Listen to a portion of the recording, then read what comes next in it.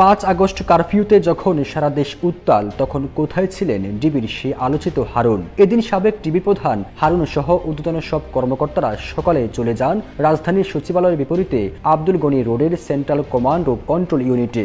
ওই ভবনে থেকে রাজধানীর কয়েকশো পয়েন্টের ক্লোজ সার্কিট ক্যামেরা পর্যবেক্ষণ করে পুলিশের মাঠে সদস্যদের অতিরিক্ত বল প্রয়োগের আদেশ দেন সাবেক ডিবি প্রধান হারুন। সেদিন সকাল থেকে বেশ আত্মবিশ্বাসী ছিলেন ডিআইজি হারুনুর রশিদ।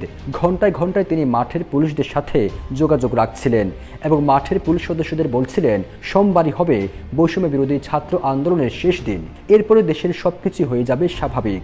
এমনকি ঢাকার উত্তর পয়েন্টের ব্যারিকেড ভেঙে যখন হাজারো জনতা শহীদ মিনারের উদ্দেশ্যে এগিয়ে যাচ্ছিল, তখনও তাদের অতিরিক্ত বল প্রয়োগের আদেশ দেওয়া হয়। ডিআইজি হারুন উত্তরার উপপুলিশ কমিশনারকে ফোন করে ছাত্র জনতাকে ছত্রভঙ্গ করতে এলোপাতাড়ে গুলি ছুটতে বলেন বারবার। তবে ডিএমপির উত্তরা বিভাগের উপপুলিশ কমিশনার জানান, স্যার, অন্তত 25,000 মানুষ এখানে রয়েছেন, এত মানুষকে অল্প সংখ্যক পুলিশের পক্ষে গুলি ছুড়ে নিয়ন্ত্রণে আনা সম্ভব নয়। এরপরও ডিআইজি হারুন পুলিশকে বল প্রয়োগে বাধ্য করেন। পরে ছাত্র জনতা খিলক্ষেত পেরিয়ে বনানের দিকে এগিয়ে গেলে সেখানে ব্যারিকেড দিয়ে এপিসি কার থেকে পজিশন নিয়ে গুলি করারও কথা বলা হয়। তবে তাতে সায় দেননি বনানী ও গুলশানে দায়িত্বে থাকা পুলিশ সদস্যরা। দুপুর 1:15টায় জনতার ঢল জাহাঙ্গীর গেট থেকে প্রধানমন্ত্রী কার্যালয় অভিমুখে এগিয়ে গেলে সেখানে জনতার ঢলেও গুলির নির্দেশ আসে। তবে সেখানকার দায়িত্বরত সদস্যরা জানান, স্যার, এখানে সিচুয়েশন আমাদের নিয়ন্ত্রণের বাহিরে, আমাদের কিছুই করার নাই।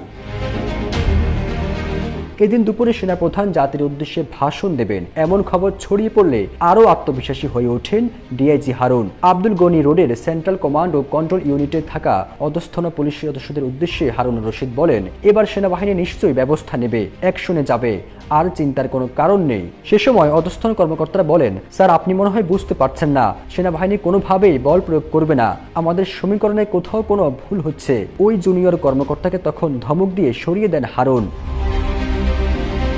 সবশেষ দুপুর 2:30 যখন জনতার ঢল গণভবনে ঢুকে পড়ে, সেই সময়ও সমালোচিত এই পুলিশ কর্মকর্তা গণভবনে প্রোটেকশন বিভাগের পুলিশ সদস্যদের বারবার ব্যবস্থা নিতে তাগিদ দেন। ডিআইজি হারুন বলেন, ফোর্স, তোমরা অ্যাকশনে যাও, ওয়াকি টকির অপর প্রান্ত থেকে আর কোনো উত্তর আসে না।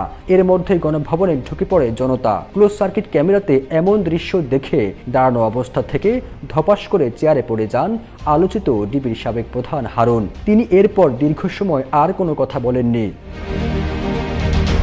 ডিএমপির সেন্ট্রাল কমান্ড ও কন্ট্রোল ইউনিট ভবনে থাকা বঙ্গবন্ধুর বিশাল ব্যানার দেখে উত্তেজিত ছাত্র জনতা ভবনটিকে উদ্দেশ্য করে ইট পাটকেল ছুড়ে। এরই মধ্যে অবস্থা বেগতিক দেখে ব্যানারটি সরিয়ে ফেলা হয়। প্রাণ ভয়ে এর মধ্যে অনেক পুলিশ কর্মকর্তা তাদের ইউনিফর্ম খুলে ফেলেন। গেঞ্জি বা অন্য কোনো পোশাক পরে সেন্ট্রাল কমান্ড ও কন্ট্রোল ইউনিট ভবনের পেছনে প্রায় 13 ফুট দেয়াল টপকে পুলিশ সদর দপ্তরের সামনে রাস্তায় পড়েন। ঠিক একই কায়দায় দেয়াল টপকাতে গিয়ে পায়ে ও শরীরের নিচের অংশে ব্যাপক আঘাত পান ডিআইজি হারুন। পরে সেখান থেকে তিনি আইজিবির সাথে চলে যান পুলিশ সদর দপ্তরে। 5 আগস্ট বিকালে আবারও পুলিশ সদর দপ্তর লাগোয়া ঢাকা দক্ষিণ সিটি কর্পোরেশনের দেয়াল টপকে কোনো রকমে প্রাণে বেঁচে ফিরেন হারুন। ওই দিন রাতে তিনি কোথায় ছিলেন সে বিষয়ে নিশ্চিত করে কিছু জানা যায়নি। তবে পুলিশের একটি সূত্র বলছে, তিনি কূটনৈতিক এলাকায় একটি দূতাবাসে আশ্রয় নেন। 2006 সালে ডিবি লটারিতে আমেরিকার ভিসা পান হারুনের স্ত্রী। বৈধ ভিসা থাকায় সে সূত্রে আমেরিকা পালানোর চেষ্টা করেন তিনি। যোগাযোগ করেন মার্কিন দূতাবাসেও, নিশ্চয়তা চান তাকে অক্ষত অবস্থায় এয়ারপোর্টে বিমানে তুলে দিয়ে আসার।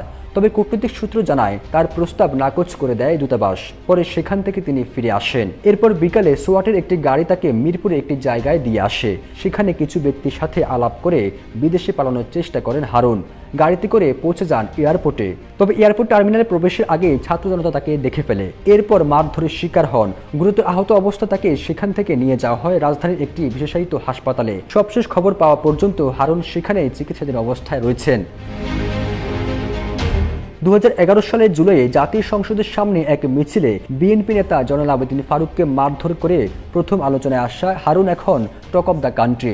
গোয়েন্দা পুলিশের পরিচয়ে মানুষকে তুলে নিয়ে ভাত খাইয়ে ভিডিও করে তা ছেড়ে দেওয়া, সরকার বিরোধী আন্দোলনে বিএনপির প্রধান কার্যালয়ে বোমা ও বাঁশের লাঠিসোঁটা উদ্ধার, সাংবাদিকদের একাধিকবার ব্রিফিং করা, তারকাদের সাথে ফটো সেশন, যাকে তাকে ডিবিতে তুলে নিয়ে আসা, হেফাজতে নির্যাতন, আপত্তিকর ভিডিও ছড়িয়ে দেওয়ার ভয় দেখিয়ে টাকা আদায়, এমন নেতিবাচক কাজে দেশজুড়ে ব্যাপক সমালোচিত ছিলেন এই কর্মকর্তা।